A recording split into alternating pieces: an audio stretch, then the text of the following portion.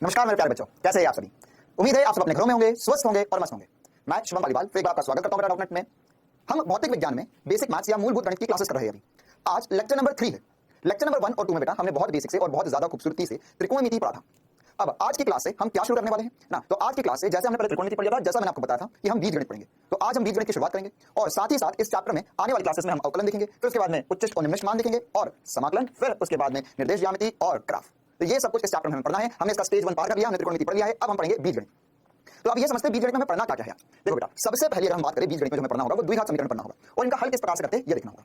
मुझे उम्मीद है आप लोगों को द्विघात समीकरण का हल करते आता होगा थोड़ा बहुत, लेकिन फिर भी एक बार हम रिवाइज कर लेते हैं कि कैसे असल में द्विघात समीकरण का हल करना होता है और इसके साथ ही साथ इस पर बेस कुछ छोटे छोटे से एग्जांपल्स भी देखेंगे बेटा। उसके बाद में हम श्रेणी देखेंगे। श्रेणी में हम समांतर श्रेणी क्या होता है ये समझेंगे और गुणोत्तर श्रेणी क्या होता है ये समझेंगे। समांतर श्रेणी आप क्लास 9 10 में या छोटे क्लासेस में पढ़कर आते हो, लेकिन गुणोत्तर श्रेणी नहीं पढ़ी होती है, जो आपके लिए बहुत महत्वपूर्ण सी बात रहने वाली है और आज हम वो पढ़ेंगे। इसके बाद में हम द्विपद सन्निकटन देखेंगे।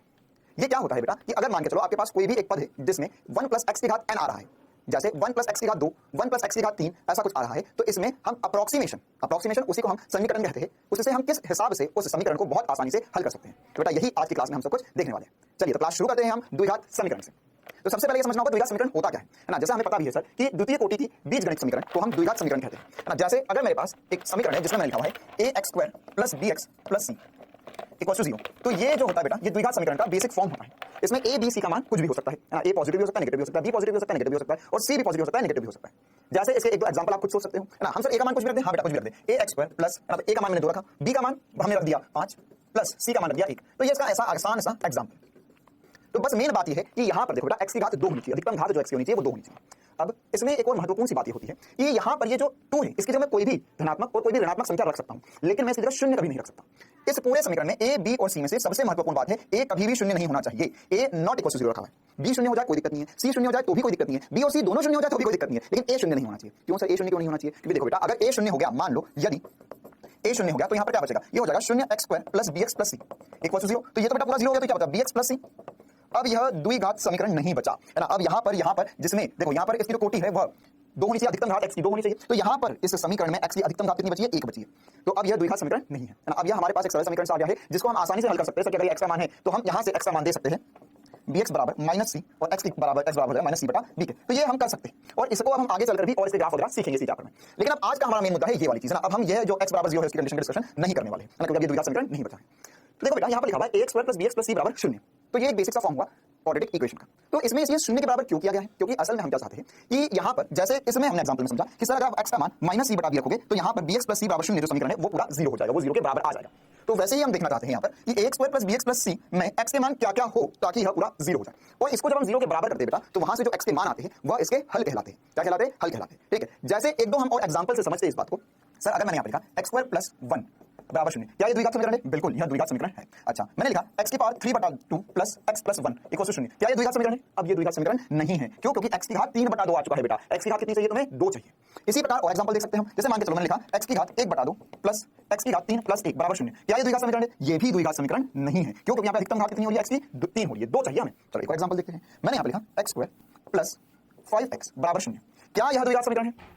सर ये तो इसके जैसा है, लेकिन इसमें 2 ही पद है, इसमें 3 पद होने चाहिए, तो क्या द्विघात समीकरण है? हाँ ये द्विघात समीकरण है। क्यों है बेटा? क्योंकि यहाँ पर देखो a शून्य नहीं होना चाहिए, b और c दोनों शून्य हो सकते हैं, तो ये एक द्विघात समीकरण होगा। इसी प्रकार से अगर मैंने यहाँ पर लिखा होता x² - 4 = 0, तो क्या यह भी द्विघात समीकरण है? हाँ ये भी बिल्कुल द्विघात समीकरण होगा ही होगा। अच्छा, तो सर इन द्विघात समीकरण जो आपने सिखाए हमें इनका हल कैसे निकालते हैं? तो देखो बेटा हम इन्हीं में से कोई एक एग्जांपल से शुरुआत करते हैं। मान लो चलो ये वाला एग्जांपल से शुरुआत करते हैं।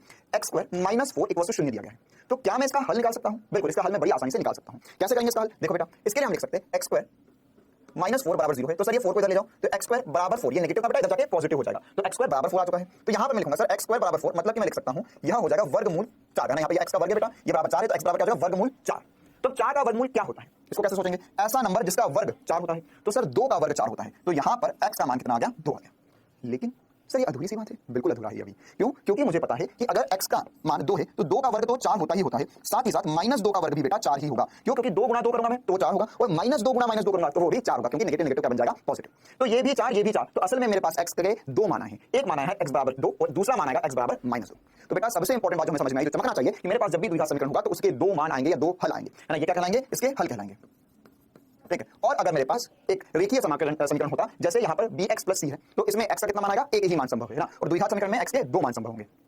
तो सर ये तो बड़ा आसान सा सवाल था, ये तो हमने कर दिया, लेकिन अगर इससे भी मुश्किल सवाल आ जाए और कठिन सवाल आ जाए तो हम कैसे करेंगे? तो देखो बेटा, इसमें अगर आपको देखा जाए तो अभी ए वाला पद था, सी वाला पद था, बी वाला पद नहीं है, लेकिन अगर बी वाला पद भी होता, जैसे एक्स स्क्वायर माइनस 5x बराबर 0, अब इसमें सी वाला पद नहीं है, इसका हल निकालने की कोशिश करते हैं। तो देखो बेटा, इसका हल कैसे निकालेंगे? ये बिल्कुल छोटे छोटे से एग्जांपल है और ये इसलिए कराए जा रहे हैं क्योंकि इस प्रकार के समीकरण जब हम फिजिक्स पढ़ेंगे बेटा उसमें बनेंगे ना। अब क्या होता है, जैसे ये बहुत आसान एग्जांपल था, लेकिन यहाँ पर अगर मैंने ध्यान नहीं दिया या आपने कुछ भी गड़बड़ करी छोटी मोटी, तो आप x बराबर 2 ही हल पालोगे और आपको लगेगा कि केवल एक ही आंसर है x बराबर 2, उसे सॉल्व करके आंसर निकालोगे आगे का पूरा, और आपका वो सवाल गलत हो जाएगा एग्जाम में। क्यों? क्योंकि इसके आंसर में 2 हल आने चाहिए, x बराबर 1 2 और x बराबर माइनस 2। तो यही छोटी छोटी बातें हम सीख रहे हैं ना। जैसे अगर मैं इसको हल करूंगा तो मैं इसको लिख सकता हूं, सर ये हो जाएगा x स्क्वायर बराबर 5x, ठीक है। तो यहां पर लिख दूंगा मैं, सर एक x कर गया तो x बराबर आ गया 5, ठीक है। तो ये हमने सोचा जो यूजुअली हम कर भी देते हैं, लेकिन बेटा फिर से इसमें आपने कुछ ना कुछ गड़बड़ कर दिया, ये फिर से अधूरा है। हम इसको कभी भी ऐसा द्विघात समीकरण होगा तो इसमें इधर ले जाके x से x नहीं काटने वाले, क्योंकि अगर आपने x से x काट दिया तो आप इसमें से एक हल खो दोगे ना। देखो कैसे खो दिया तुमने, ये द्विघात समीकरण इसके 2 हल आने चाहिए तो तुम्हारा तो एक ही आया। तो सर क्या करें फिर हम? देखो बेटा क्या करो, इसमें से आप x को कॉमन ले लो, यहां पर बचेगा x बाहर आ गया तो यहां पर बचेगा x माइनस 5 इंटू x था, इसमें से x बाहर चलेगा तो यहां बचा 5 बराबर हो जाएगा 0 के। तो अब तुम्हारे 2 हल आएंगे, कैसे 2 हल आएंगे बेटा? देखो अगर मान के चलो मेरे को बुलाओ यहाँ पे x है और यहाँ x माइनस 5 है बराबर 0 है, तो इन दोनों में से न्यूनतम किसी एक को 0 होना ही पड़ेगा, तभी ये बात सही है ना। जैसे मान के चलो मैंने यहाँ पे लिखा है 5 इंटू 4 बराबर इतना होगा, 5 इंटू 4 बराबर कितना होगा? 5 इंटू 4 20 होता है। अच्छा मैं चाहता हूँ 5 इंटू 4 0 आ जाए, क्या कभी पॉसिबल है 5 इंटू 4 0 हो जाए? ये पॉसिबल है क्या कभी? नहीं सर, ये तो बिल्कुल भी पॉसिबल नहीं है, तो असंभव सी बात है। तो ऐसा कब संभव होगा कि मैं 5 गुणा कुछ करूं और 0 आ जाए? मतलब कि सर 5 गुणा 0 अगर आप करोगे तो 0 आएगा, या 0 गुणा 5 करोगे तो भी 0 आएगा। तो बेटा वैसी ही बात यहाँ पर है कि मेरे पास एक x है, एक x माइनस 5 है, एक x है, एक x माइनस 5 है। अब अगर इन दोनों में से अगर एक भी 0 नहीं हुआ तो यह जो समीकरण लिखा हुआ है यह 0 के बराबर कभी नहीं हो सकता। तो क्या हो सकता है सर? x बराबर 0 हो जाए, x बराबर 0 हो जाए, या x माइनस 5 बराबर 0 हो जाए। तो अगर x माइनस 5 बराबर 0 हो गया बेटा तो मैं लिख सकता हूँ x बराबर हो जाएगा 5, या तो x बराबर 5 हो जाए या x बराबर 0 हो जाए, ठीक है। तो इसके 2 हल आए मेरे पास फिर से, एक x बराबर 0 x बराबर 5। तो जो भी द्विघात समीकरण होगा उसमें 2 हल आएंगे ही आएंगे। अच्छा सर अगर इससे भी और खतरनाक द्विघात समीकरण मिल गया, जैसे x square minus 5x plus 6 बराबर 0 हो गया, अब इसको कैसे हल करेंगे? तो देखो बेटा, इसको हल करने के अब हमारे पास 2 तरीके आगे।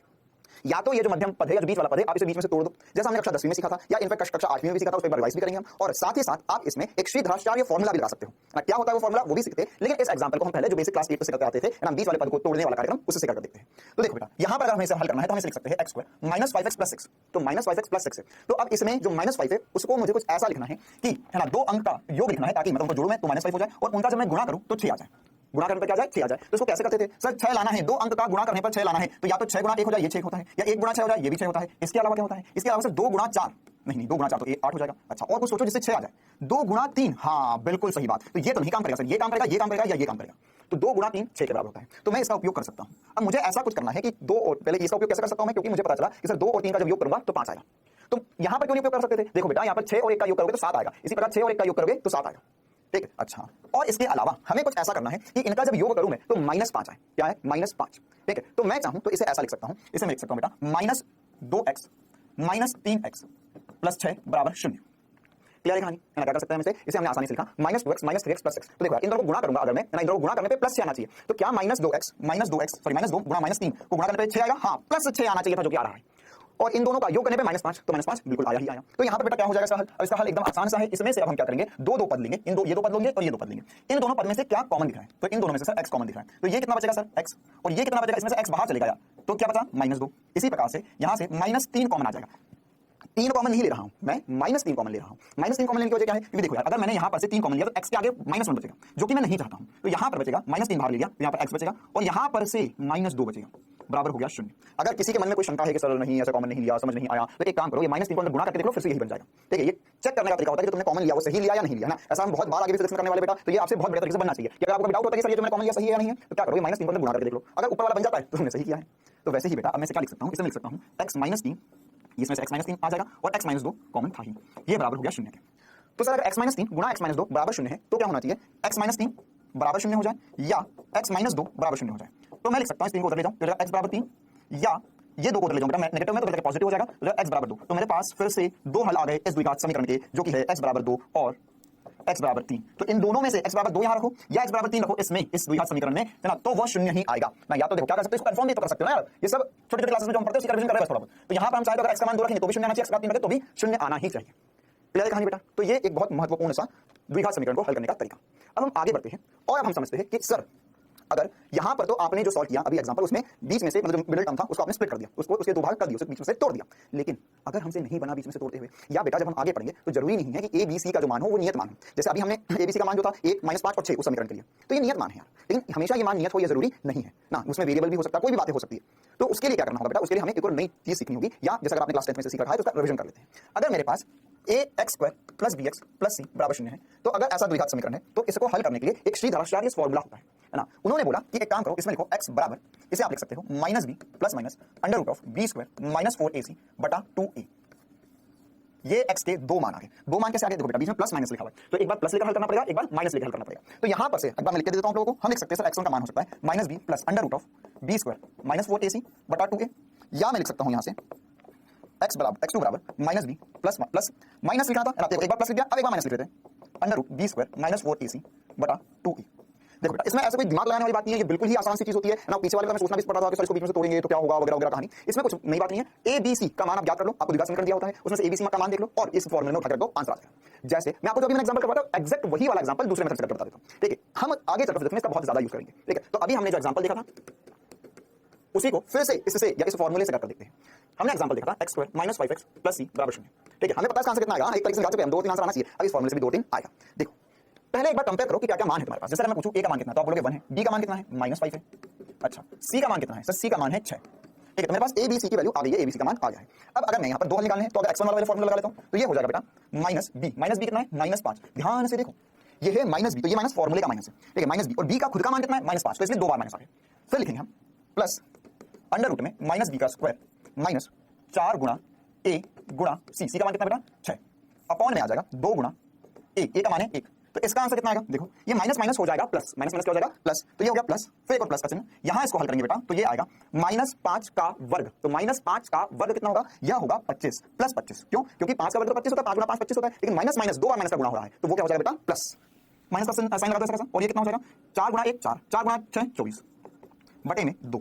तो यहां पर कितना आ गया बेटा? सर यहां पर हो जाएगा 5 धन ये 25 - 24 तो बचेगा 1, 25 - 24 करेंगे तो बचेगा बेटा 1, तो यहां पर आ जाएगा 1 बटा 3, तो हो जाएगा 6 सॉरी बटे में 2 आएगा, 6 बटा 2 आंसर हमारा 3 आ जाएगा। 6 बटा 2 आंसर आ चुका है 3। अरे 6 बटा 2 कितना होगा 3। अच्छा इसी प्रकार से मैं x2 का मान भी निकाल देता हूं। x2 में तो कुछ नहीं करना, सब कुछ सेम है, बस प्लस की जगह माइनस आएगा। तो अगर हम फॉर्मूला वही लगाएंगे, ये हो जाएगा सर -5, अब प्लस की जगह बीच में माइनस रख दो, वर्गमूल यहां होगा -5 का वर्ग -5 का वर्ग -4 गुणा 1 गुणा 6 बेटा 4ac का मान जो था वही उठाकर रखा, 4 गुणा 1 गुणा c, तो वही मान हमने उठाकर रख दिया। फिर आगे क्या करेंगे, यहां लिखेंगे 2 गुणा 1। ठीक है, सब कुछ वही, बस यहां प्लस की जगह माइनस। तो ये कितना हो जाएगा सर? ये हो जाएगा फिर से 5 माइनस, अब इसका मान मुझे पता है सर, ऊपर किया था, तो 25 - 24 बटा 2, तो कितना हो गया बेटा? ये हो गया 5 - 1 बटा 2, मतलब 5 - 1 होता है 4, 4 बटा 2 मतलब आ गया 2, तो 1 आ गया 2, 1 आ गया 3, जो पीछे हल करा था फिर से वही जवाब, 2 और 3 दो मान आने चाहिए, 2 और 3 वही मान आए। ठीक है, तो देखो सर यहाँ तो बहुत मुश्किल लग रहा था, वो तो बहुत आसान था। हाँ बेटा बिल्कुल, वहां पर अगर आपको बीच में से स्प्लिट करके बन रहा है तो ये आपके सबसे आसान चीज है, लेकिन अगर किसी सवाल में से बीच से स्प्लिट करते नहीं बन रहा है तो यह मुश्किल हो जाती है। ठीक है, तो उसके लिए हमने यह श्रीधराचार्य फॉर्मूला पढ़ा। इतनी कहानी क्या सभी को बहुत बढ़िया तरीके से क्लियर बेटा? हाँ तो बेटा ये एक बहुत बढ़िया सा एग्जांपल हमने देखा। अब द्विघात समीकरण में ही एक और बहुत ही दिलचस्प सी बात हम देखते हैं और समझते हैं। देखो हम यहाँ पर ये जो b² - 4ac लिख रहे हैं, इसे हम असल में विविक्तकर कहते हैं या डिस्क्रिमिनेंट कहते हैं। अब इसका क्या चक्कर है? b² - 4ac, इसे मैं लिखूंगा कैपिटल D से।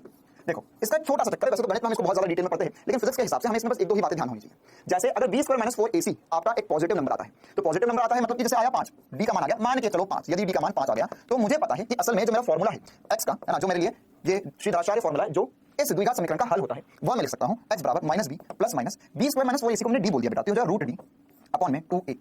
क्लियर है कहानी? अब यहां पर अगर d पॉजिटिव आता है तो उसका वर्गमूल लेना संभव है मेरे लिए, है ना। अगर कोई भी एक पॉजिटिव संख्या आती है, यहां पे धनात्मक संख्या आती है, तो उसका वर्गमूल मैं आसानी से ले सकता हूं। जैसे 5 का वर्गमूल कुछ होगा, है ना, यहां पे 16 होता तो वर्गमूल 4 ले लेता मैं, है ना, यहां पे 36 होता तो वर्गमूल 6 कर देता मैं। तो इसमें जो यहां पर पॉजिटिव मान आएगा, तो इसके कारण यहां पर जो x का ओवरऑल जो मेरा आंसर आएगा, वह मेरे पास जो नंबर बनेगा वह वास्तविक हल कहलाएंगे। क्यों? क्योंकि असल में बेटा यहां पर से x के जो हमने मान देखे माइनस भी हो सकता है, प्लस √d हो सकता है बटा 2a, या x बराबर b माइनस √d बटा 2a हो सकता है। तो ये दोनों में असल में यह इसके वास्तविक हल कहलाते हैं। वास्तविक हल मतलब आप असल में इनका रूट कर सकते हो और इसको सॉल्व कर सकते हो। लेकिन अगर ऐसा हो जाए कि अगर d का मान लेस देन 0 आ जाए, मतलब d ऋणात्मक आ जाए, तो बेटा अगर ऋणात्मक संख्या होगी तो यहां पर क्या हो जाएगा? यहां हो जाएगा x बराबर -b प्लस माइनस -d बटा 2a। अब यार -d का वर्गमूल कैसे निकालोगे? तो ये हमारे लिए संभव नहीं है। तो यहां पर हम बोलते हैं कि इसमें अगर d का मान लेस देन 0 आ जाता है तो यह काल्पनिक हल कहलाएंगे इसके। अब इसके लिए अलग से गणित में काल्पनिक संख्या पढ़ाया जाता है कक्षा 11वीं में, है ना। वो जो बच्चे गणित लेते हैं उनको पढ़ना है, हमें इससे कोई दिक्कत वाली बात नहीं है। हमें बस एक छोटी सी बात ध्यान रखनी है कि अगर d ग्रेटर देन 0 होता है तो वास्तविक हल होंगे। अच्छा अगर सर d ग्रेटर देन 0 की बजाय अगर d बराबर 0 आ जाए तो भी बेटा यह वास्तविक हल ही होंगे, और यहां पर d बराबर 0 की कंडीशन में, है ना, समान हल आएंगे, समान हल होंगे। और अगर डी ग्रेटर देन 0 था तो इस कंडीशन में जो आपके हल होंगे वो भिन्न भिन्न होंगे, अलग अलग दो हल मिलेंगे। जैसे हमने अभी पीछे सॉल्व करा था तो वहां पे दो अलग अलग हल मिले थे हमें, है ना, हमें 2 और 3 दो वैल्यूज अलग अलग मिली थी। लेकिन अगर डी 0 होता तो समान हल आ जाते, मतलब 2 और 2 ऐसे समान हल आ जाते हैं हमारे पास। ठीक है, चलो अब आगे बढ़ते हैं। इसको तो हम आगे और जब भी फिजिक्स में चीजें यूज करेंगे तो उसके हिसाब से प्रैक्टिस कर भी लेंगे, लेकिन अभी हम इस पे एक दो और एग्जांपल प्रैक्टिस करते हैं। देखो, अगर मान के चलो मैंने लिखा 2x square plus 5x minus 12 बराबर 0, इस समीकरण का मुझे हल ज्ञात करना है, द्विघात समीकरण का।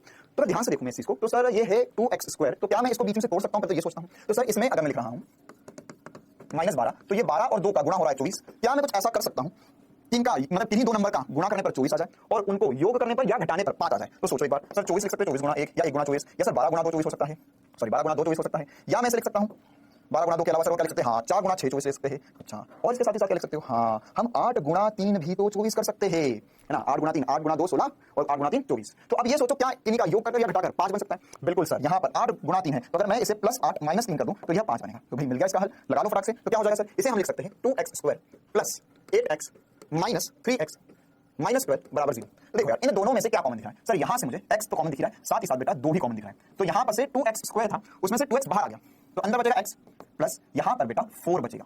फिर से वही वाली बात, यकीन नहीं होता तो गुणा करके देख लो बेटा। यहाँ पे 8x था, 8x में से x बाहर चले गया और 8 में से 2 बाहर गया, तो क्या बचा? 4। अच्छा, इन दोनों में क्या होगा? इन दोनों में से -3 कॉमन आ जाएगा, तो यहाँ बचेगा x, माइनस बाहर चले गए और 12 है, 12 में से 3 गए तो कितने बचे? माइनस नहीं करना है, भाग देना है, तो कितना बचेगा? 4। तो ये +4 यहाँ पे बचेगा जो कि 0 के बराबर होगा। अब फिर से जैसे मैं अभी तक करते आया हूँ, मैं लिख सकता हूँ 2x - 3 गुणा x + 4 = 0। तो यहाँ पर 2x - 3 0 होना चाहिए या x + 4 0 होना चाहिए बेटा। तो हम यहाँ से लिख सकते हैं कि सर x बराबर हो जाएगा 3, देख यहाँ पर असल में -3 हो जाएगा तो प्लस हो जाएगा और ये है 2x, तो x बराबर हो जाएगा 3/2, या हम सीधे लिख सकते हैं ये उधर जाके प्लस का माइनस हो जाएगा तो हो जाएगा -4। तो मेरे पास दो हल आ गए, क्लियर है ना। तो इस हिसाब से मैं द्विघात समीकरण को हल कर सकता हूं और द्विघात समीकरण से भी जो भी सारी बातें थी वो अब मैंने पता कर ली। ठीक है, अब हम आगे बढ़ते हैं बेटा इसी में ना, और एक महत्वपूर्ण सवाल फिर से कर लेते हैं, है ना। यहाँ पर इस सवाल में क्या दिया गया हमें कि सर एक सरल रेखा में गतिशील एक कण की चाल समीकरण v बराबर t square plus 3t minus 4 से दी जाती है, जहां v मीटर पर सेकंड में है, t सेकंड में है। अब बोला गया है कि वह समय ज्ञात कीजिए जिस पर क्षणिक रूप से विराम में हो कण हमारा। तो कण अगर क्षणिक रूप से विराम में हो तो सर ये सब तो हमने पढ़ा ही नहीं अभी इतना फिजिक्स, कोई बात नहीं बेटा। ये एग्जांपल हम इसलिए कर रहे हैं बस कि हम जो अभी पढ़ रहे हैं बेसिक मैथ्स उसका तुम्हें फील आ जाए कि हाँ वाकई में खतरनाक जगह हमें यूज होने वाला है फिजिक्स में। तो देखो ये क्या दिया गया, हमें एक वेग का समीकरण दिया गया है, हमें दिया गया v बराबर t square plus 3t minus 4। तो बेटा अब आपको ये ज्ञात करना है कि किस क्षण पर कण विराम में आ जाएगा। विराम में आना इसका तात्पर्य होता है कि वेग 0 हो जाए। अरे यार कोई भी अगर कण चल रहा है उसकी चाल या उसका वेग अगर किसी भी क्षण पे 0 हो जाए मतलब वो रुक गया है, तो वही तो पूछा गया है। बस यहाँ पर v बराबर 0 रख दो, तो v बराबर 0। अच्छा हाँ सर, ये असल में हमसे द्विघात समीकरण हल करवाना चाहता है और हमें हल करते आ गया है। तो हम इसे लिख सकते हैं t स्क्वायर। अच्छा आप सोचो फिर से क्या लिखेंगे, यहाँ पर चाहिए हमें -4, तो इसे लिख सकते हैं सर हम 4t माइनस t माइनस 4, है ना। देखो 4 और 1 का गुणा करोगे तो -4 आएगा, इसका योग करोगे तो +3 आएगा, तो ये हो जाएगा। इन दोनों में से t कॉमन ले लो, ये होगा t + 4। इन दोनों में से -1 कॉमन ले लो बेटा, यहाँ -t है -4 तो कुछ कॉमन नहीं दिख रहा है, तो सर दोनों अलग अलग ये भी नहीं, लेकिन -साइन कॉमन ले लो ताकि फिर से यहाँ पर बन जाए t + 4। तो यह हो गया t - 1 इंटू t + 4 बराबर 0 आ गया बेटा। तो यहाँ से फिर से t के दो मान आएंगे बेटा, t - 1 बराबर 0 हो जाए, तो ये लिखूंगा मैं t बराबर 1 सेकंड हो जाए, या मैं लिख सकता हूँ t + 4 बराबर फिर से 0 हो जाए, t + 4 क्या हो जाए 0 हो जाए। तो t का मान कैसे आएगा सर यहाँ से? सर ये आ गया -4। तो देखो यार t बराबर -4 आया, t बराबर 1 सेकंड आया है। अब सवाल है देखो, हमें नहीं आता है कुछ ऊपर वाला, लेकिन इतना कॉमन सेंस से हम बोल सकते हैं सर कि आपको कहीं पर वेग प्राप्त करना है जो कि 0 था, तुम्हारे पास t बराबर 1 सेकंड है, t बराबर -4 सेकंड है, तो समय कभी भी ऋणात्मक नहीं हो सकता। अरे ऐसा थोड़ी ना होता है कि तुम आज सो के उठे, आज फॉर एग्जांपल आज तारीख है 29 फरवरी, कल सो के उठोगे 27 फरवरी हो जाएगी, होगी 27 फरवरी थोड़े दिन बाद, लेकिन वो अगले साल की 27 फरवरी आ जाएगी ना। समय कभी पीछे नहीं जाता और समय कभी भी ऋणात्मक नहीं होता। तो ये है हल। क्या ये हल है? हाँ, इसके जो हल है, हल एक -4 सेकंड और 1 सेकंड दोनों इसके हल है, लेकिन मुझे पता है कि -4 वाला मेरे लिए गलत है, जो सही है वो क्या है 1 सेकंड। क्यों? क्योंकि समय कभी ऋणात्मक नहीं होता। तो अगर मुझसे कोई पूछेगा तो मैं इसका हल बोलूंगा t बराबर 1 सेकंड। क्लियर? क्यों? क्योंकि गाड़ी रुकी तो -4 सेकंड रुक नहीं सकती, तो 1 सेकंड ही रुकेगी। तो हमने प्रैक्टिकली फील भी लिया बेटा कि हम जो अभी तक पढ़ रहे थे और जो फिजिक्स होता है उनका क्या रिलेशन होता है और कैसे आंसर आ सकते हैं। चलिए बेटा हम आगे बढ़ते हैं अब, और इसमें एक और इंपॉर्टेंट सी बात करते हैं। द्विघात समीकरण के अलावा हम समांतर श्रेणी की चर्चा करते हैं। समांतर श्रेणी वैसे आप 10th क्लास में पढ़ते हो, लेकिन फिर भी इसको थोड़ा सा फटाफट रिवाइज कर लेते हैं। देखो बेटा समांतर श्रेणी क्या होता है। समांतर श्रेणी में वो पद होते हैं जिनमें किन्हीं भी दो पद के बीच में, है ना, किन्हीं भी दो पद, पहला पद दूसरा पद दूसरा तीसरा तीसरा चौथा पांचवा छठा, इनके बीच में अगर मैं अंतर देखूं तो वो हमेशा समान ही होगा। फॉर एग्जाम्पल मैं यहाँ पर समझ रहा हूँ 3 6 9 12 है ना, और ऐसे आगे बढ़ते गया। तो ये क्या एक समांतर श्रेणी है? बिल्कुल सर, ये तो 3 का पहाड़ा लिखा हुआ है। अच्छा 3 का पहाड़ा लिखा हुआ है तो बेटा कोई बात नहीं, हमें पता है कि सर इन दोनों पदों के मध्य अगर आप इनमें अंतर देखोगे तो क्या आएगा, यह 3 आएगा मेरे पास। इन दोनों के बीच में अंतर देखोगे तो भी 3 आएगा, इन दोनों के बीच में अंतर देखोगे तो भी 3 आएगा। या इसी प्रकार से मैंने लिखा 11, फिर मैंने लिखा यहाँ पर 21, फिर मैंने लिखा 31, फिर 41, फिर 51, है ना। तो ये क्या बेटा, ये भी क्या समांतर श्रेणी? बिल्कुल यार। इन दोनों का अगर मैं अंतर देखूंगा पदों में तो 10, इन दोनों पदों के बीच में अंतर देखूंगा तो 10, इन दोनों पदों के बीच में अंतर देखूंगा तो भी 10, इन दोनों पदों के बीच में अंतर देखूंगा तो भी 10। तो हमेशा अंतर कितना आ रहा है? 10 ऊपर 3। तो यह क्या, यह एक नियत मान आ रहा है दोनों पदों के बीच में अंतर। तो ऐसे एग्जांपल हमारे लिए क्या कहलाते हैं? समांतर श्रेणी। तो ये तो सर हमें बेसिक सा समझ में भी आता था, है ना। अब यहाँ पर हम इसे व्यापक रूप में लिख लेते हैं। व्यापक रूप मतलब क्या होता है बेटा कि यहाँ पर इसे जनरल फॉर्म में मतलब कि यहाँ पर 3 था, फिर 6 हुआ, फिर 9 हुआ, फिर 12 हुआ, तो क्या मैं इसका कुछ एक जनरल फॉर्म या जो हर एक में लगे ऐसा कुछ रूप बता सकता हूँ? बिल्कुल, उसी को हम क्या बोलेंगे? व्यापक रूप। तो व्यापक रूप क्या होता है बेटा? यह व्यापक रूप हम किसी भी समांतर श्रेणी के लिए लिख सकते हैं, a प्लस, है ना, सॉरी, a पहला पद इसका a, दूसरा पद है ना, प्रथम पद को मैंने सब बोल दिया यार, ये a है ना, ये क्या हो गया? प्रथम पद, ये मेरा a हो गया। अब द्वितीय पद कैसे बनेगा? सोचो, यहां पर 6 कैसे बना सर? इसमें 3 का योग करा। तृतीय पद कैसे बनेगा सर? द्वितीय पद में अगर मैंने 3 का योग करा तो तृतीय पद बन रहा है। चतुर्थ पद कैसे बनेगा सर? तृतीय पद में मैंने फिर से 3 का योग करा तो चतुर्थ पद बन गया। तो बेटा ये असल में 3 क्या है? 3 यहां पर ना, इनके बीच में अंतर है, किन्हीं भी दो पदों के बीच में अंतर है, तो हम इसे सार्वंतर कहते हैं। अब इसमें यहां सार्वंतर कहेंगे, ऐसे हम डी से चिन्हित करेंगे। अब इसमें मैं ऐसा लिख सकता हूं कि जो द्वितीय पद मिलेगा मुझे वो कैसे मिलेगा? a प्लस डी करके मिलेगा। पहला पद था उसमें मैंने डी का योग कर दिया। अच्छा, अब तृतीय पद कैसे मिलेगा सर? द्वितीय पद में ये द्वितीय पद है, आप इसमें फिर से डी का योग कर दो, मतलब डी और जोड़ दो, तो तृतीय पद बन गया। बेटा असल में लिखा हुआ a प्लस डी को 2d लिख सकता हूं मैं, तो ये मेरे पास तृतीय पद आ गया। इसी प्रकार से चतुर्थ पद क्या हो जाएगा? a प्लस 4d, और आगे हम बढ़ सकते हैं ऐसे। अब ये तो सर कुछ जनरल सी बात हुई। अब इसमें अगर मुझे इन सभी पदों का योग निकालना है या पहले n पद का योग निकालना है, तो उसके लिए बेटा हमारे पास फॉर्मूला होता है जिसे हम Sn से लिखेंगे। किससे लिखेंगे? Sn से। और ये फॉर्मूला होता है n/2 a plus n 2a plus n - 1 D. ठीक है, यहाँ पर 2a होता है। वैसे वास्तविकता में ये जो a प्लस a लिखा, ये भी क्या होगा? 2a ही होगा।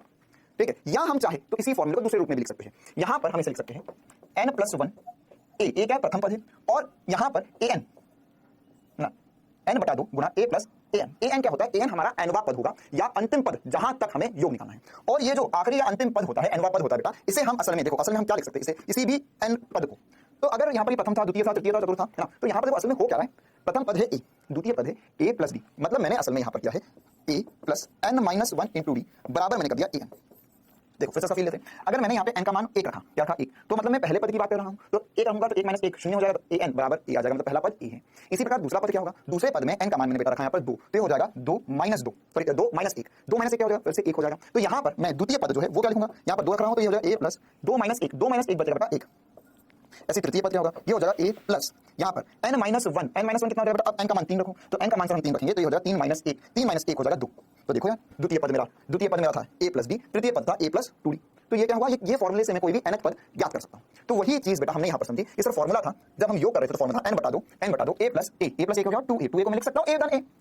और ये पूरा जो है ये क्या है? ये असल में an है। ठीक है, तो उसी चीज को मैंने उठाकर यहां पर रख दिया, तो उससे मैंने फॉर्मूला बना लिया n/2 प्रथम पद धन nवां पद, मतलब अंतिम पद जिस पद तक का योग ज्ञात करना है। क्लियर है कहानी बेटा? चलिए अब हम आगे बढ़ते हैं, इसी में कुछ एग्जांपल लेते हैं, तो हमें कहानी और क्लियर हो गया, फॉर्मूले और बढ़िया तरीके से समझेंगे। हाँ तो बेटा इसमें हम एग्जांपल लेते हैं। जैसे सवाल कह रहा है कि दी गई समांतर श्रेणी 4 धन 8 धन 12 कहां तक 64 तक का योगफल ज्ञात कीजिए। बेटा अगर हमें योगफल ज्ञात करना है तो इसके लिए सर हमारे पास दो फॉर्मूले, Sn बराबर n/2 a plus an nth पद, या हमारे पास फॉर्मूला है Sn बराबर n/2 2a plus n - 1 D. देखो कोई भी फॉर्मूला लगाओ, तुम्हें यहाँ पर ये जो श्रेणी दी गई है, इस श्रेणी में सबसे पहले ये सोचो कि क्या तुम्हें nth पद पता है? हाँ सर nth पद 64 है, लेकिन n क्या है? कितने टोटल पद थे? ये कैसे निकालोगे? अच्छा चलो वो भी नहीं पता। क्या तुम्हें यहाँ पर इसमें किन्हीं भी दो पदों के बीच में जो अंतर है वो पता है क्या? हाँ सर ये पता है हमें। तो d का मान क्या होगा? d का मान लिख सकते हैं बेटा सर 8 - 4, ये हो गया 4, 12 - 8 4। अच्छा कहीं पर भी किन्हीं भी दो पदों का मैं अंतर ले रहा हूँ तो 4 आ रहा है। तो सबसे पहले मेरा लक्ष्य है ये n ज्ञात करना। तो n ज्ञात करने के लिए देखो अब मेरे पास दो ही समीकरण है या दो ही सूत्र है, या तो योग कर लूं या nth पद वाला सूत्र लगा लूं। तो हो जाएगा an बराबर a प्लस n - 1 डी। ठीक है, nth पद क्या मेरे पास 64 बराबर प्रथम पद क्या है? प्रथम पद है 4 प्लस n - 1, बेटा n - 1 नहीं पता, n तो पता ही नहीं सर। अच्छा जो अंतर है किन्हीं भी दो पदों के बीच में वो कितना है? 4। अब इसको हल करो, n का मान ज्ञात करो। तो यहां पर से क्या हो जाएगा बेटा 64 - 4 बराबर होगा n - 1 गुणा 4 के। तो 64 - 4 कितना हो गया? 60 बराबर n - 1 गुणा 4। तो देखो यार ये 4 नीचे आ जाएगा, तो हो जाएगा सर 60/4 बराबर n - 1। तो 60/4 कितना होगा? है ना सर, ये हो जाएगा यहाँ पर 15, 15 चौके 60 होता है। तो यहाँ पर से हमें पता चला सर कि n - 1 बराबर 15 है, या n का मान मैं 16 लिख सकता हूँ। ये एक उधर चले जाएगा बेटा, तो कितना हो जाएगा? 16। तो यहाँ से मेरे पास n का मान आ गया। अब मैं Sn का मान ज्ञात कर रहा हूँ। तो देखो दो फॉर्मूले, तुम ये लगाओ या ये लगा लो। तो अब मेरे हिसाब से जो ज्यादा बेहतर और ज्यादा आसान फॉर्मूला बेटा वो ये ऊपर वाला फॉर्मूला है। ठीक है, तो ये लगा लेते हैं। यहाँ पे n का मान कितना है? 16, 16/2 गुणा प्रथम पद कितना है? प्रथम पद है सर 4 और nth पद कितना है? 64। तो ये हो जाएगा 64। ठीक है, तो यहाँ पर मैं लिख सकता हूँ बेटा ये हो गया सर 8 गुणा में आ जाएगा, हाँ ये कितना हो जाएगा सर? ये हो जाएगा 68। क्लियर है कहानी बेटा? हाँ अब इन दोनों का गुणा कर लो, हमारे पास जवाब आ जाएगा। तो यहाँ पर लिख सकते हैं सर हम ये हो जाएगा 8 8 64 का कैरी ओवर 6, 8 6 हमें करना है ना, तो ये हो जाएगा 48, 48 प्लस 6 होता है 54। तो 544 क्या ऑप्शन में है? हाँ बिल्कुल 544 ऑप्शन में है। क्लियर बेटा? तो इस प्रकार से हम आसानी से ये सवाल हल कर सकते हैं।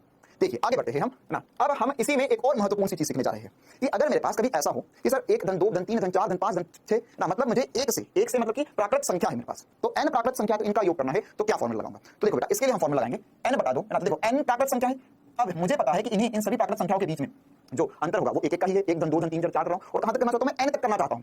है ना। n कुछ भी हो सकता है, मतलब प्रथम 50, प्रथम 60, प्रथम 100 प्राकृत संख्या का योग करना है। तो यहाँ पर मैं ऐसा लिख सकता हूँ, इसे मैं क्या कर सकता हूँ, मतलब फिर से जो मैंने फॉर्मूला सीखा उसी का उपयोग करूंगा। मैंने सीखा था सर Sn बराबर n बटा 2 प्रथम पद धन अंतिम पद। तो देखो अब यहाँ पर मैं बोल रहा हूँ nth पद, तो nth पद का मान, जैसे प्रथम पद क्या है 1 है, द्वितीय पद क्या है 2 है, तृतीय पद क्या है 3 है, चतुर्थ पद क्या है 4 है, पंचम पद क्या है 5 है, तो nth पद क्या होगा n ही होगा।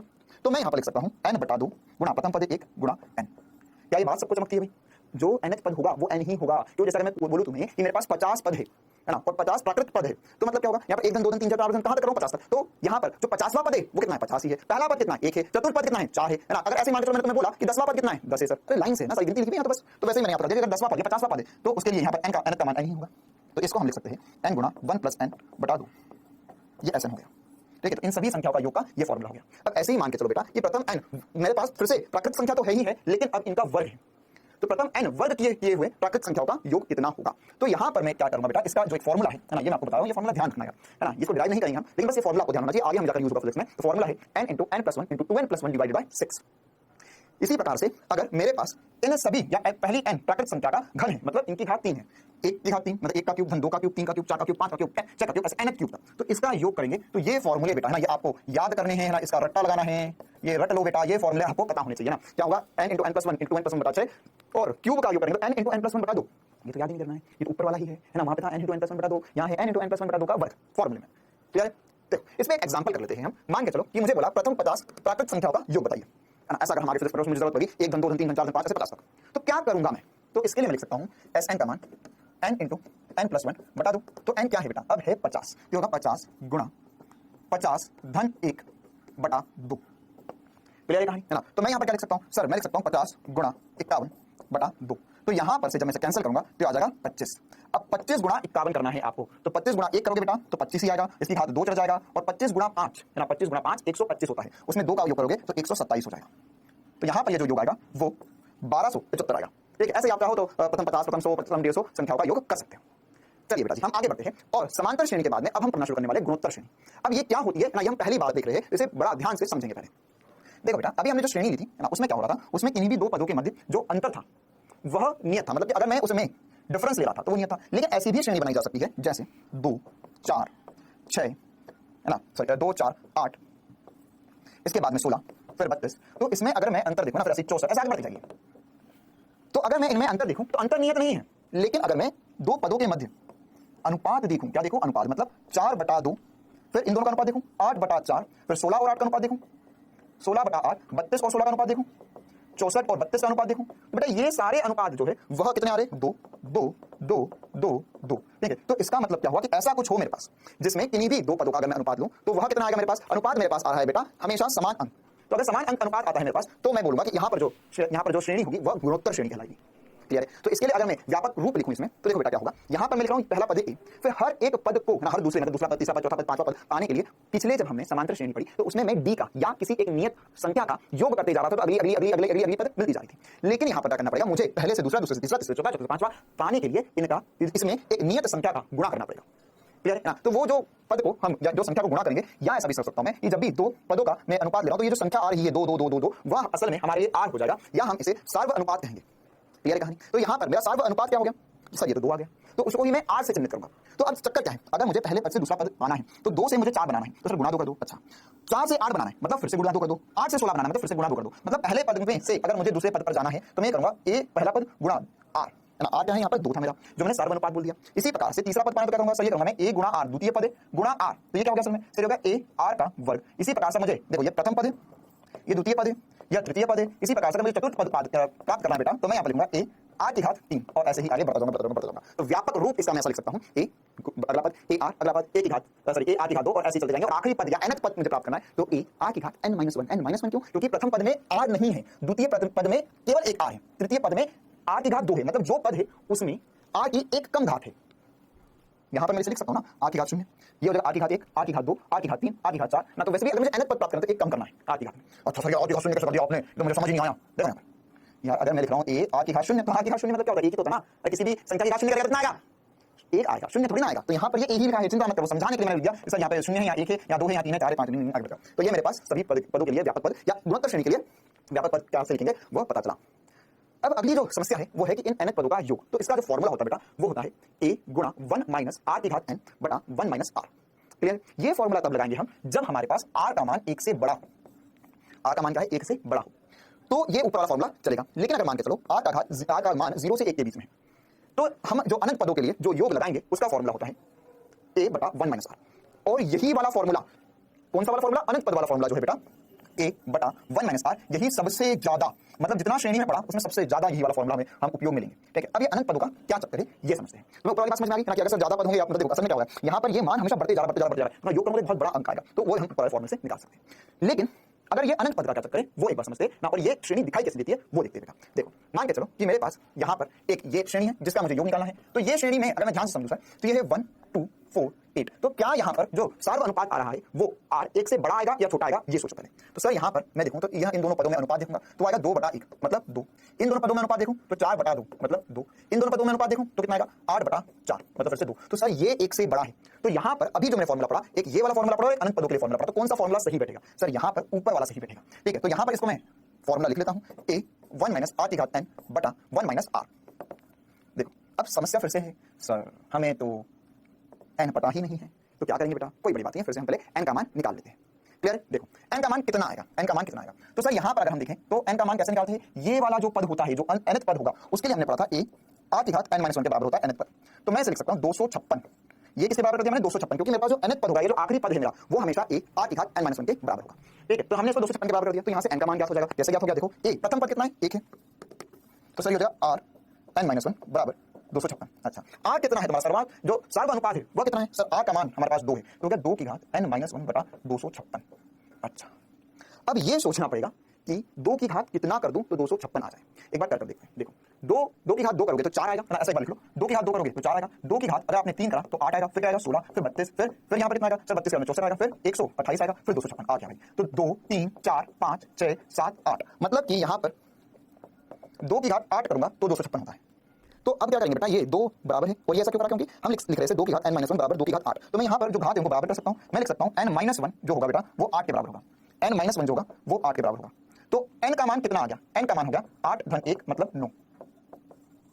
क्लियर है छोटी सी बात? अब मुझे यहाँ पर इनका योग निकालना है, जिसमें ये वाला फॉर्मूला यूज कर लो आप, है ना। n का मान मिल गया, r मिल गया, a मिल गया, तो देखो कितना आंसर आता है। सर यहाँ पर a का मान तो है 1 गुणा 1 माइनस r, r कितना है 2, 2 की घात 9 है ना, n का मान 9 आया है, बटे में क्या हो जाएगा बेटा 1 माइनस, सर r कितना है? r है बेटा 2, r कितना है 2, तो यहाँ पर कितना लिख सकते हैं? हम इसे लिख सकते हैं सर 1 माइनस 2 की घात 9 कितना होगा? 2 की घात 8 256 है, इसके बाद में आएगा 512, गुणा करके देखो बेटा 2 से, तो हो जाएगा सर 512 बटे में 1 माइनस 2। तो सर हम इसे लिख सकते हैं, ये हो जाएगा 511 माइनस का बटे में माइनस 1, माइनस माइनस कट जाएगा, 511 सही जवाब होगा बी। क्लियर है कहानी ना? तो ये अगर विकट से विकट सवाल भी आ जाता है, मुझे आसानी से चुटकियों में कर डालेंगे। अच्छा सर, तो ये तो पहले प्रकार का हुआ, दूसरा प्रकार क्या था? देखो दूसरे प्रकार के लिए हम एक सवाल करते हैं, ये जो आपको गुणोत्तर श्रेणी दिख रही है इस पर हम थोड़ा सा विचार करते हैं। इसमें अगर मैं सार्व अनुपात देखूं, मतलब इन दोनों का अनुपात, इन दोनों का अनुपात, इन दोनों का, और ऐसे ही आगे बढ़ते चलते जाएंगे तो उनका अनुपात देखता हूं मैं, तो सर 1/2 बटा 1 आएगा, 1/2 ये मेरा r का मान आ गया। अच्छा, ये प्रथम और द्वितीय पद में देखा, द्वितीय और तृतीय पद में देखोगे क्या हो जाएगा? चलो 1/4 बटा 1/2, तो ये भी 1/2 आ गया। वाह भाई वाह, 1/8 बटा 1/4, अरे 1/8 बटा 1/4 करेंगे सर, बहुत मुश्किल है, ये भी कैसे कर दिया? देख 2 को ऊपर ले जा, 4 को नीचे लिया। अरे कभी भी तुम्हारे पास ना तो इतना सिंपल गणित तो नहीं होता है सर। देखो कभी भी a बटा b बटा c बटा d ऐसे रूप में आपके पास कोई भी एक पद हो तो क्या करो बेटा, है ना, ये जो नीचे है इसको नीचे ले जाओ, जो और नीचे है उसे ऊपर ले जाओ, तो ये लिख सकते हो आप a बटा b गुणा c, और जो एकदम नीचे था उसे और ऊपर ले जाओ, ऐसा लिख सकते हो इसे। ठीक है, जो b था उसे नीचे ले जाओ, जो b है, ठीक है, बहुत ये नीचे के भी नीचे, अरे डिवाइड का डिवाइड है, ये भाग का भाग है तो गुणा हो जाएगा। अरे 2 बार भाग दो, एक बार भाग दे, फिर भाग का भाग, मतलब वो सब में गुणा में चले गया। अरे भाग गुणा में क्या फर्क है? अगर मैंने लिखा a का भाग 1 बटा c के साथ, तो इसका मतलब क्या हुआ? इसका मतलब ये हुआ ना कि a गुणा c लिखा हुआ है, तो बहुत मुश्किल हो गया जीवन एकदम से। अरे नहीं है बेटा मुश्किल, अगर मैंने ये भाग का मतलब क्या होता है कि डिवाइड करना, डिवाइड का मतलब क्या होगा कि ये मल्टीप्लाई का इनवर्स ही तो है, तो ये क्या होगा? डिवाइड को मतलब a डिवाइड बाय 1/c लिखा, तो इसे क्या लिख सकते हैं? a बाय 1/c, तो जो नीचे होता है उसे घुमाकर ऊपर ले जाओ, तो a इनटू c लिखते हैं इसे। देख वैसे यहाँ पर क्या होगा, ये 4 को घुमाकर ऊपर ले जाओ, 8 को नीचे ले आओ, तो 4/8, ओहो फिर से 1/2 आ गया। तो यहाँ पर जो हमारा r आ रहा है, जो हमारा अनुपात आ रहा है बेटा, वो 1/2 आ रहा है। 1/2 1 से कम होता है, आधा 1 से कम होता है, तो इतनी बात पक्का है सर कि r का मान 1 से कम है। तो अगर r का मान 1 से कम होता है बेटा, तो यहाँ पर अब इसका योग का फॉर्मूला देख, अनंत पद दिए हुए हैं, तो यहाँ पर जो फॉर्मूला होगा s अनंत का वो होगा a बटा 1 माइनस r। ठीक, अब पहले 2 मिनट तक हम फील लेते हैं कि सर ये वाकई में क्या चक्कर चल रहा है। देखो इसके पहले वाली जो गुणोत्तर श्रेणी थी उसमें क्या था, पद बड़े होते जा रहे, तो अगर मैं इसमें अनंत पद बोल देता तुम्हें, तो अनंत पद तो अगर यहाँ पर सर 5वां 6वां पद मुझे बहुत बड़ा मान निकल रहा है, तो अनंत पद तो बहुत बड़ा हो जाता, तो उसका योग तो अनंत हो जाता।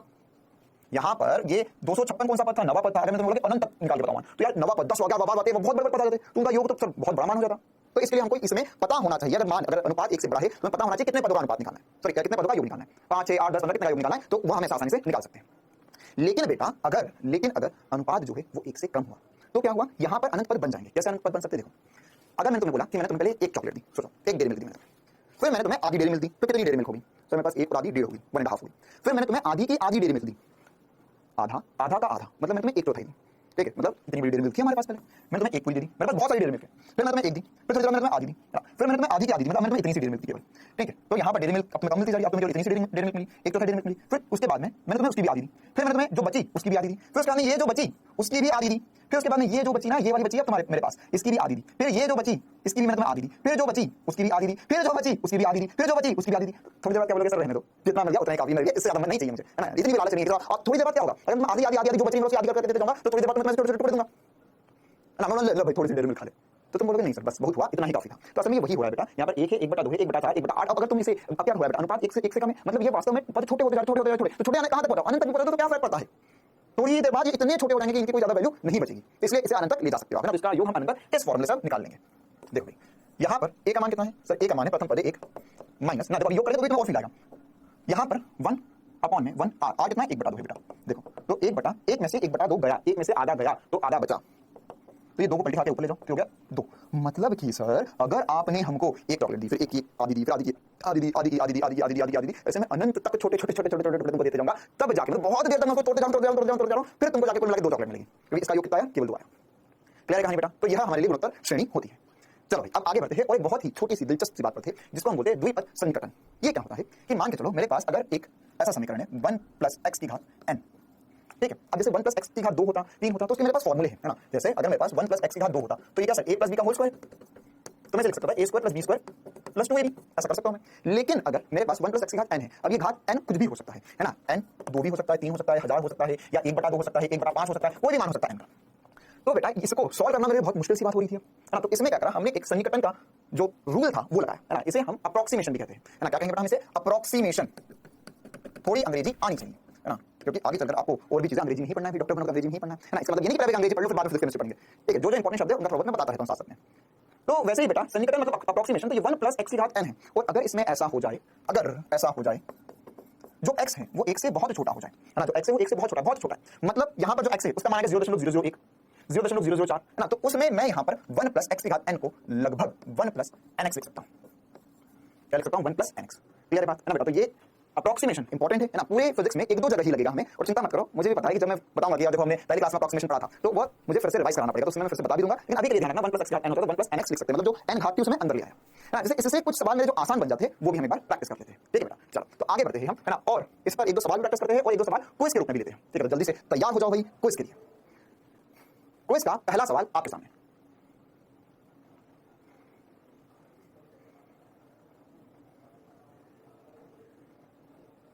चलो आइए बेटा इन दोनों सवालों के हम जवाब जानते हैं। पहला सवाल क्या कहता है कि अगर मेरे पास एक वर्ग समीकरण द्विघात समीकरण दिया हुआ है, तो अब इसमें विवेचक, है ना, d बराबर b² - 4ac है ना, जैसे जो हमने उसे विवेचक करके कहा था उसे विवेचक भी कहते हैं, दोनों एक ही बात होती है ना। तो हम यहाँ पर d बराबर b² - 4ac लिखा हुआ है, बोल दिया उसने। तो अब बोला है कि यहाँ पर इसमें जो इसका हल होगा वह वास्तविक एवं भिन्न होगा यदि d 0 से बड़ा है, वास्तविक व समान होगा अगर d 0 है, और अवास्तविक या काल्पनिक होगा यदि d 0 से कम है, और डी ऑप्शन है उपर्युक्त सभी सही है। तो हमें पता है सर कि अगर डी बड़ा होगा 0 से तो वास्तविक और भिन्न भिन्न हमें हल प्राप्त होते हैं, डी बराबर होगा 0 के तो वास्तविक एवं समान हल प्राप्त होते हैं, और अगर हमारे पास डी लेस देन 0 होगा तो काल्पनिक हल प्राप्त होंगे। मतलब सही जवाब जो होगा बेटा इसका क्या हो जाएगा, उपर्युक्त सभी सही है। अच्छा, इसी प्रकार एक और सवाल, बढ़िया सा सवाल है ना, ये सवाल अभी हमने जो द्विपद सन्निकटन पढ़ा उस पर आधारित है। देखो एक बार मैं हल करके बताता हूं आपको ना, इसके लिए कैलकुलेटर की आवश्यकता नहीं है हमें क्या दिया गया है, हमें दिया है वर्गमूल 0.99। तो मैं इसे लिख सकता हूं बेटा 0.99 की घात 1/2, बिल्कुल सही बात। हम इसे फिर लिखेंगे 1 - देखो 1 - 001 की घात 1/2, बिल्कुल लिख सकता हूं 0.9 है तो इसे मैं लिख सकता हूं 1 - 0.01 माइनस करूंगा तो 0.99 आ जाएगा। तो देखो यार इसमें जो x है ना वो बहुत छोटा है 1 से, x क्या है बहुत छोटा है 1 से, तो मैं अब इसमें इसे अप्रोक्सीमेटली, ये एकदम एग्जैक्ट मान नहीं है, ये अप्रोक्सीमेटली यही कहीं मान आएगा इसका, मैं इसे लिख सकता हूं 1 माइनस, अब क्या करेंगे बेटा ये जो पावर 1/2 है आगे मल्टीप्लाई में लिया तो 1/2 इनटू 0.01, बस इसे हल कर लो आपका जवाब आ गया, इसे हल कर लो जवाब आ गया, बिल्कुल सही। देखो ये हो जाएगा 1 माइनस 0.005, इसे डिवाइड करो 001 था तो 1 का भी एक और 0 आएगा वहां पे 10 बनेगा और 0.005 आ जाएगा। तो मैं इसे क्या लिख सकता हूं, इसे लिख सकते हैं सर हम 0.995 माइनस करने के बाद क्या ऑप्शन में है, हां बिल्कुल सही बात। तो हमारा जो सही जवाब होगा इसके लिए हो जाएगा ए। क्लियर है बेटा ना? तो आज की क्लास में हमने द्विघात समीकरण पढ़ा, इसका हल देखा है ना, इसके लिए बहुत सारे तरीके भी देखे। हमने देखा कि अगर हमसे ऐसा कोई समीकरण आ जाता है, इसका हल नहीं कर पा रहे, हमसे स्प्लिट नहीं कर पा रहे मध्य पद को, तो उसके लिए हम श्रीधराचार्य फॉर्मूला लगा लेंगे, -b + -√b² - 4ac/2a। साथ ही साथ फिर हमने श्रेणी देखी, समांतर श्रेणी देखी और गुणोत्तर श्रेणी देखी। समांतर श्रेणी में क्या होता है बेटा, ये किन्हीं भी दो पदों में जो अंतर होता है वह समान होता है। और गुणोत्तर श्रेणी में क्या होता है बेटा, गुणोत्तर श्रेणी में किन्हीं भी दो पदों के बीच में जो अनुपात होता है वो समान होता है। और हमने इनके लिए जो सबसे इंपॉर्टेंट बात श्रेणी में, गुणोत्तर श्रेणी में बेटा, कि इसमें जो अनंत पद होते हैं, कब, जब r मतलब क्या होता है, सर्वानुपात, मतलब दो पदों के मध्य अनुपात, अगर वो 1 से कम होता है तो हम यहाँ पर फॉर्मूला लिखेंगे 1 - 1/r, जो हमारे लिए सबसे ज्यादा इंपॉर्टेंस रखता है। इसी प्रकार फिर हमने द्विपद समीकरण देखा। इसमें हमने देखा कि अगर 1 + x की घात n होता है और x 1 से बहुत कम होता है बेटा, तो हम इसे लगभग 1 + mx लिख सकते हैं।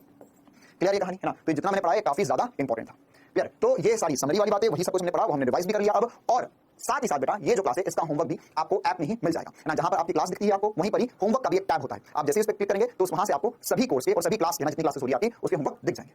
क्लियर बेटा? तो जितना पढ़ा एक बार रिवाइज कर लेना। मिलते हैं हम अपनी अगली क्लास में, जिस क्लास में हम एक बहुत महत्वपूर्ण सी चीज शुरू करेंगे, अवकलन। तो तब तक के लिए बेटा पढ़ते रहो, स्वस्थ रहो, मस्त रहो। Thank you.